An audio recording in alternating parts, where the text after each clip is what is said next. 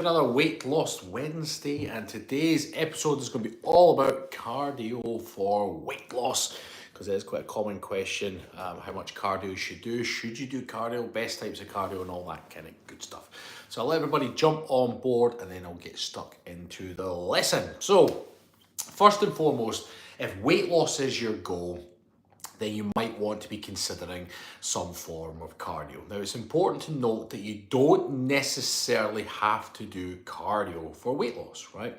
But if you do, it eases off the pressure to the other facets or elements required to get the weight loss moving. So first and foremost, for any sort of weight loss goal, you'd want to be in a calorie deficit. You'd want to have carbs under control. You might be doing some sort of fasting. You definitely want to be doing some resistance training.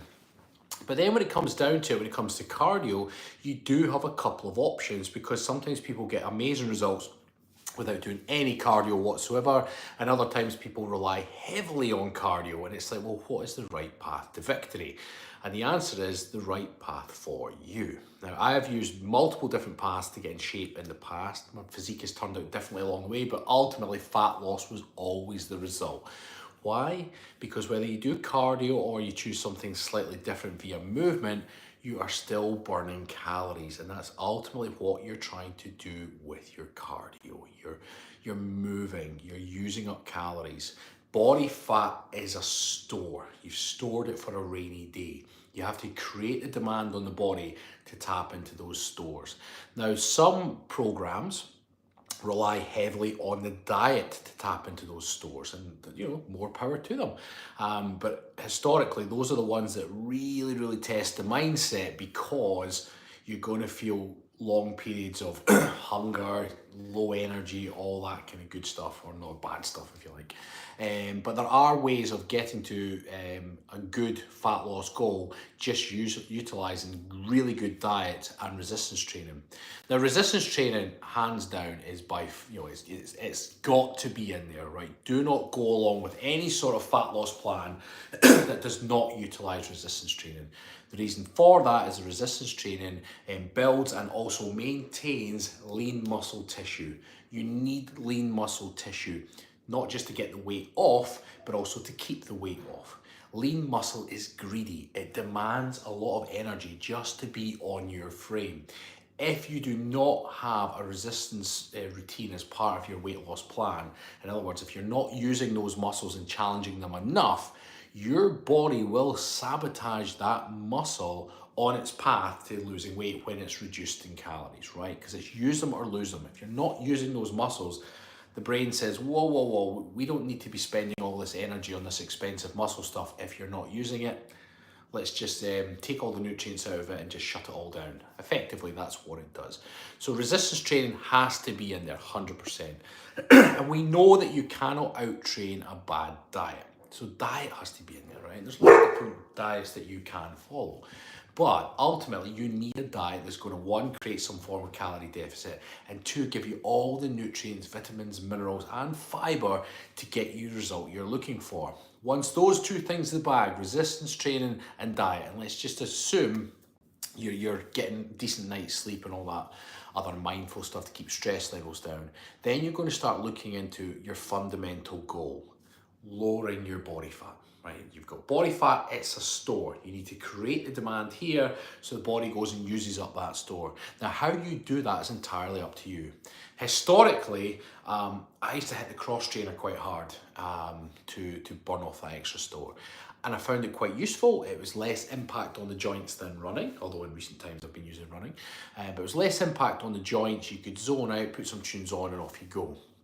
And it does get you there faster. That's something to be made aware of, faster than the option I'm going to give you second. But it will get you there quite quick. Why? Because every 45 minutes to 50 minutes on a cross trainer at my body weight, again, it's different for everyone, was burning up about 600 or 700 calories, right?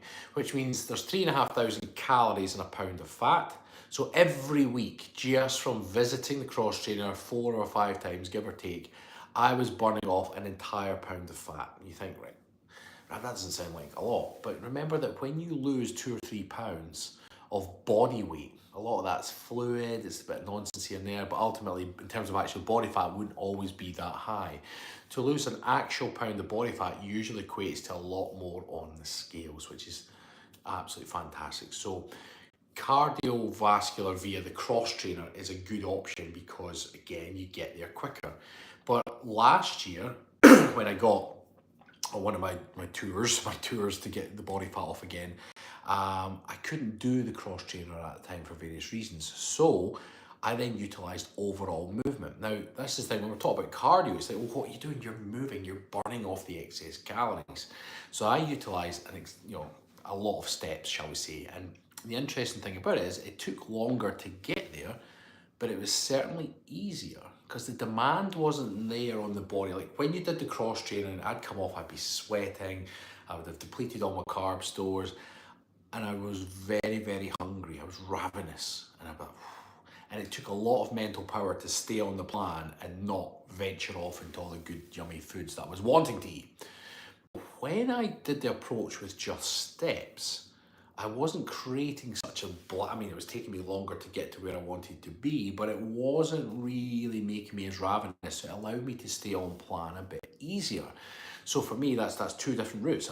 The cross trainer version for steady state got me there quite quickly, and the movement, which is again a form of steady state, got me there slightly longer. I think it was about 1 to 2 months longer to get me where I wanted to be, but it was a much easier path.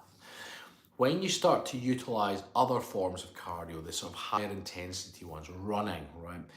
Running will again burn a lot of calories and it will get you in great shape and get you there faster. However, running's not for everyone. It can really pound the joints if you don't have a good stretch routine. It's not great if you don't have a good running gait. Depending on how you footfall, you might end up with injuries as well.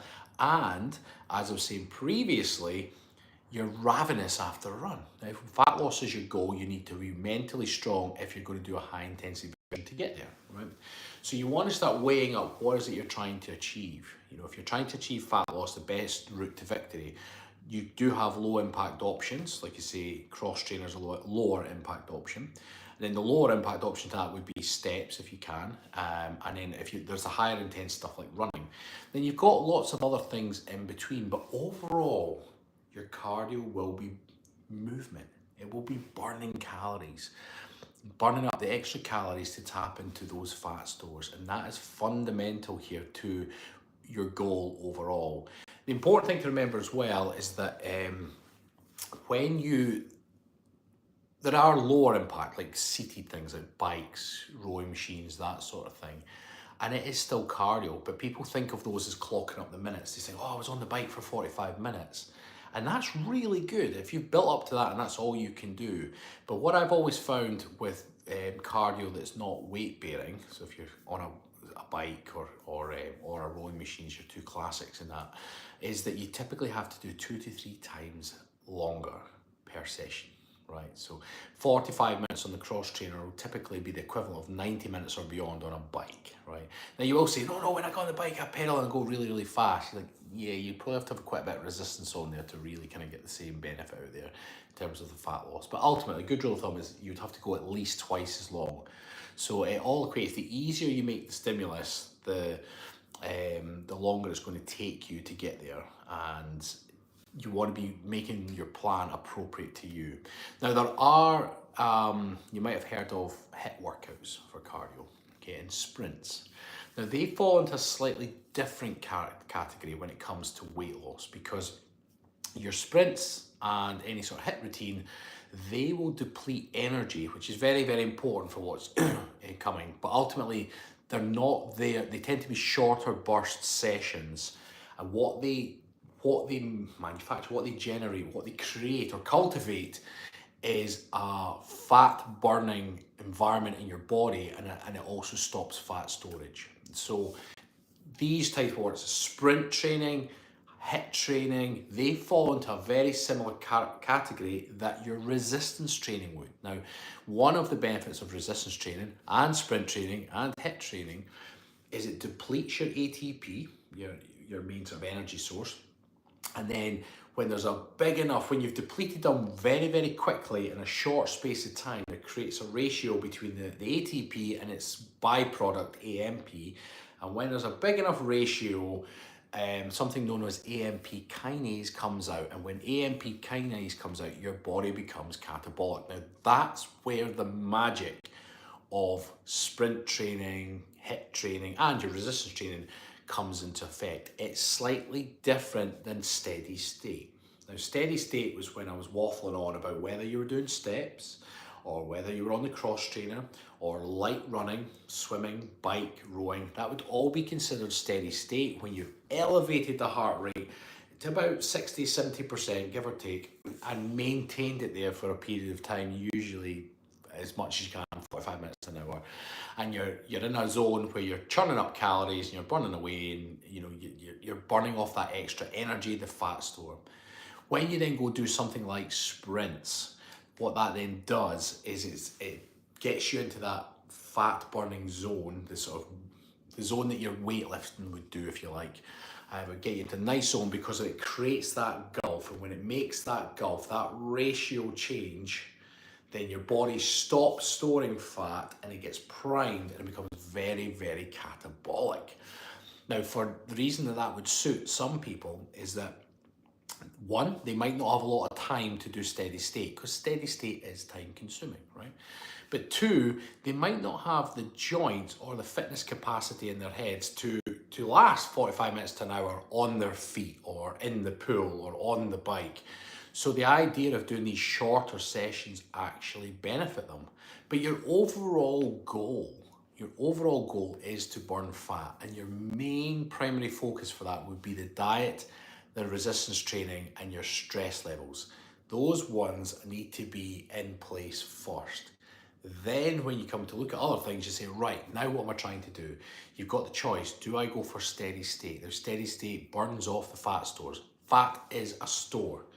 Sometimes people overcomplicate things like, oh, I'm doing all the cardio, I'm doing the diet, I'm doing the weight training, I'm not losing any weight. It's like, there's something missing in there. Be honest with yourself. Because if you're doing all those things together and your diet is a calorie deficit, the weight would be coming off. There's always something that doesn't quite add up. And if you're honest with yourself, you'll get to the bottom of it. And it usually turns out it's later night snacking, or the wrong source of carbs, or what's the other typical one as well? They're not getting enough protein in that, all that kind of stuff. But fundamentally, if you've got your main three in place, then you start looking to the best cardio that suits you and your fitness level. Now, I would always say for a fat loss goal is not to be in a hurry to get there. The steady state's a great option. Why? Because if you develop the habit of regularly doing the cardio, regularly getting out and about, 2 seconds, I'm just going to turn those comments off for now.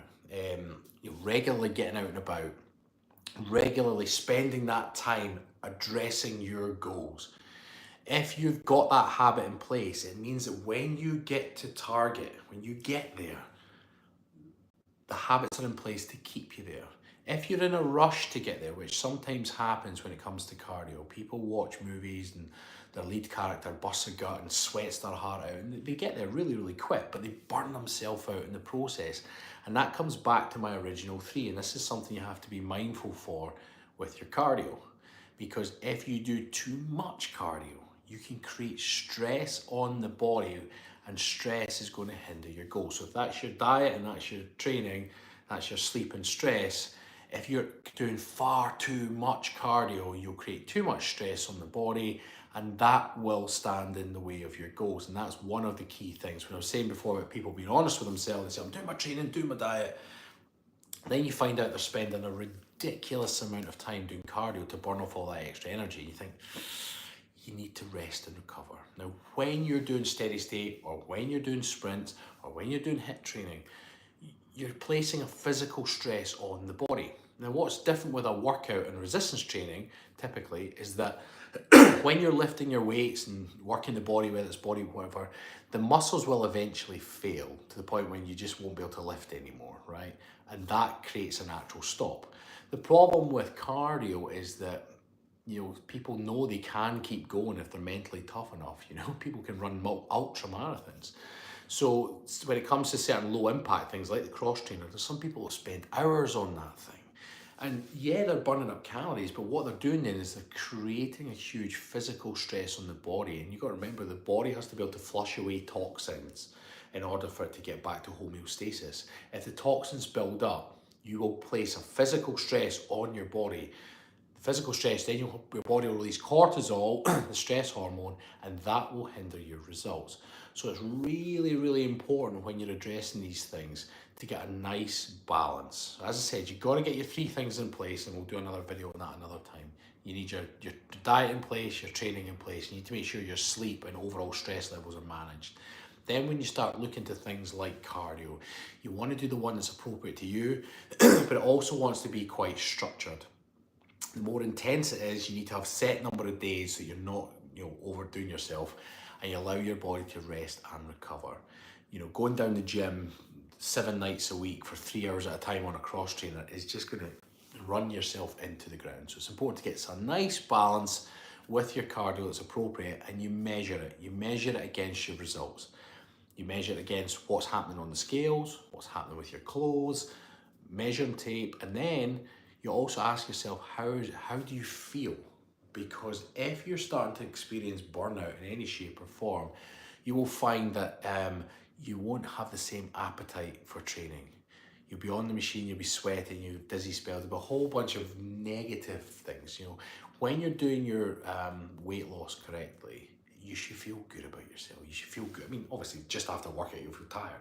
But when you wake up in the morning, you should feel full of energy because you've had a good night's sleep, you've rested, you're recovered, and you look forward to the next routine of whatever workout you're doing because you're making progress on your goals. If you're not looking forward to it, if it doesn't feel great, there's a very high chance you're overtraining. So to answer the whole question here, for cardio for weight loss, you have to select the best cardio that suits you for your goal. You need to make sure you've got the other things in place first, otherwise you're just wasting all that time on the machine. I've known people in the past to get a gym membership and they just go and jump on a machine and they're not doing any resistance, their diet's out the window, and they've got no sleep hygiene whatsoever, and they're stressed to the max, and they just waste hours upon hours on a machine that's never going to get them anywhere because they haven't got the fundamentals in place. So get them in place first. Then when you're looking at your cardio, you've got to look at what's appropriate for you and your lifestyle and your joints and all that kind of health stuff. And then you put a structured plan in place based on what you can and measure it against your results. Cardio, again, if you're going steady state, fundamentally, you're moving, you're burning energy, you're trying to create more of a deficit, so your body's tapping into fat stores to keep you moving. The other types of cardio are the ones that then tap into sort of fitness-based stuff and create that energy imbalance between the ATP and AMP, ultimately making you catabolic. Slightly different approach, but still will get you there in the end, so you need to find the one that's appropriate for you. Right, I'll turn the comments back on because they were distracting when they're all picking up. I sometimes wonder, how can you be listening to me if you're firing questions all the time? Ariane's on, Susan's on, Anne-Marie's on as well, Patrice. Amanda says, when I do my hikes, I load up my pack with bottled water for weighted resistance. Oof. Yeah, good idea. The good thing about that, Amanda, is as you're going, as you're drinking the water, it will get lighter, right? So that's a good idea. Ariane says, that's for me swimming. When I swim afterwards, I could eat a cow. Yeah, I'm the same, Ariane. Whenever I've been in water, I'm not a very strong swimmer, so to use muscles I'm not that, sure of, if you're not that accustomed to. And when I used to come out the swimming pool, oh my goodness, like you, I would eat and eat, or want to eat and eat. So in those instances, if I'm trying to get body fat off, swimming would not be my cardio of choice, because I don't know if I'd be mentally strong enough to resist certain foods after a 45-50 minute swim session. But other people can. Other people spend their lives in the pool, and to them that's where they get the weight off, and then more power to them. And again, you pick the cardio option that is best for you. Hey, I'm saying, yeah, twice as long isn't going to happen. Not yet. Ariane says, after a power walk, I'm not hungry, so better to stay on the calorie deficit. Yeah, Ariane, like myself, it's easier. I find it easier to, with the walking and doing steps, because it's less of a demand here. But you have to make your peace that doing walking as your cardio source takes longer to get to your goal, but you will get there. It just takes longer to get there. question. I learned if I do HIIT or plyo workout, I have an afterburn with calories. I don't have it with walking through. That's to do with the energy deficit I was saying, Ariane. So that's to do with when it makes your body catabolic. So with the high intensity stuff, whether that's weight training, HIIT training, any of that stuff, you deplete your ATP so quickly, AMP comes up. AMP kinase comes into the system. When it comes into the system, its job is to collect all the random phosphates. But when it comes into the system, it stops fat storage and it maximizes fat burning. So that's why that phrase about being catabolic comes. Now that lasts for a period of time after your workout. Now, depending on how intense you worked during the workout is how much longer it will last afterwards as well. So that's where that comes from. Diet, training, sleep, stress management, got it. Nice and simple. This has been great, so informative. I definitely find that the measure of how do I feel is probably the best measure for me, at least this current time. Yes, Anne-Marie, so how do you feel is very, very important because we overlook the stress element all the time. Remember that visceral fat, you get subcutaneous fat underneath the skin, and visceral fat, particularly across the middle, is the stuff around the organs, and it's sometimes known as hormonal fat. And the two hormones responsible for it is insulin, so in other words, you need to manage carbs somehow. Then the other hormone responsible for it is cortisol, and it's why you might have been training hard at a period in your life, eating well, but it just wasn't coming off the middle. And then you finally finished that project at work, or you finally handed in that assignment, or you finally got your building stuff on your house complete that was causing you stress. And when the stress goes away or dissipates, guess what happened? The results follow, even if your routine is the same. The stress hormone is very, very powerful, and you have to respect it. And the issue is that a lot of people want to be heroes. They convince themselves that they're not stressed until they're stressed out, or that they can cope with stress. It's like, oh, I don't get stressed and all this kind of stuff. It's like everybody experiences stress. It's just a lot of time we don't realize how stressed we are until we're already stressed out. So ultimately, it's about looking at making sure you've got habits that are relaxation techniques in your routine, things that allow you to decompress on a daily basis. Also being mindful to remove stressors in your life. If there's things in your life that are causing you stress, anxiety, and unhappiness, and if they're not serving you, get them out of your life if you can, or reduce your contact with them, or reduce your relationship emotionally with them. You know, you can still have contact with or that particular group of friends that's not really friends anymore, but if you emotionally detach from it, it's not, you know, it's not as a big pickle as before. So it's about reducing your, or insulating yourself from the stresses that you might face, and that's very, very important. After workouts, eat a protein-rich meal with complex carbs. Yeah, good for you. And Patrice says, thank you, Rob. I have to go back to work. Have a good day. Have a good day. Happy days. Right, everybody, nice and short and sweet. To the point. So weight loss. Oh, Anne-Marie says, a challenge I'm having with my diet is with the protein. I'm aiming for 100 grams a day, but it makes me feel so full after I eat that I'm not always hungry by the time of the next meal. 100 grams is a good target, Anne-Marie, but it's important not to stress yourself out trying to get to it.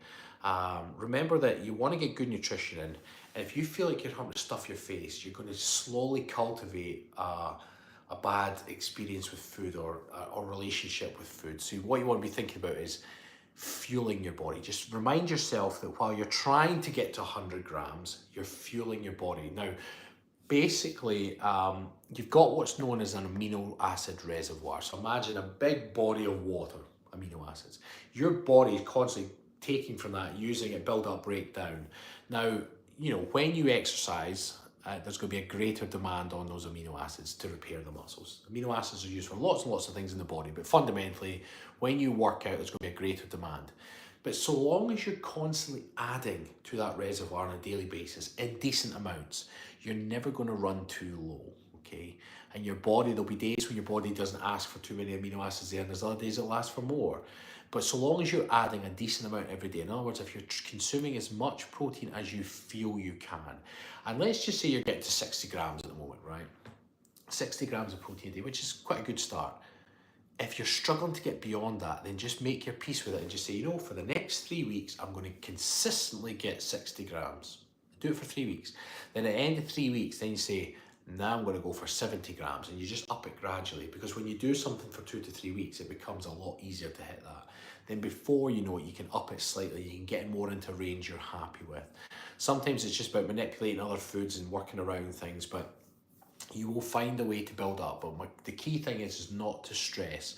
The things that are supposed to be good for you, eating well, increasing protein, should not be causing you stress.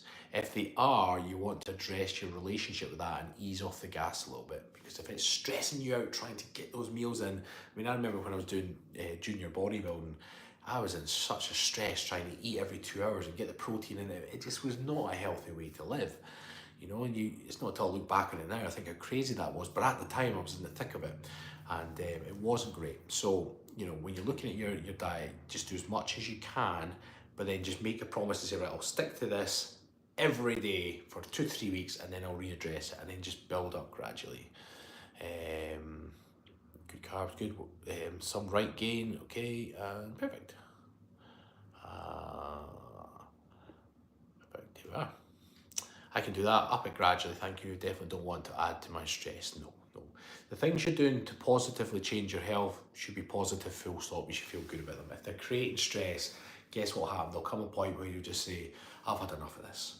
And you'll not even be able to look at protein because you've made yourself sick of it, literally. You know, the idea of trying to get the protein and get the target, it'll just become an unhealthy relationship with food. So look at what you are doing and then set a minimum that you're happy with, whatever number that is, and then just commit to it for 2 to 3 weeks. And after that point, up it by 10% or whatever, and then go again and go again. And before long, you'll be up closer to the 100. Now remember, the 100 is just a rough ballpark figure for weight loss. And general health, you want to be 70 to 90 at least for maintenance. Why? Because you know that there's 4 calories in a gram of protein, and if you're getting up to 90 grams of protein in, that's 360 odd calories coming from protein per day, which is really, really good. And then obviously you make up some fats, and then you know you get about 200 to 300 calories from carbs a day, and you'll be in a nice healthy day. Have a great day, Ariane. Hope you have a good one, and thank you to all that jumped on this live, and to anybody watching after the fact, thank you too. And remember, any questions you can pop them in even after this video, because it might spur on future Weight Loss Wednesday videos. All right, everybody, have an awesome second half of the week, and speak to you all soon. Bye bye.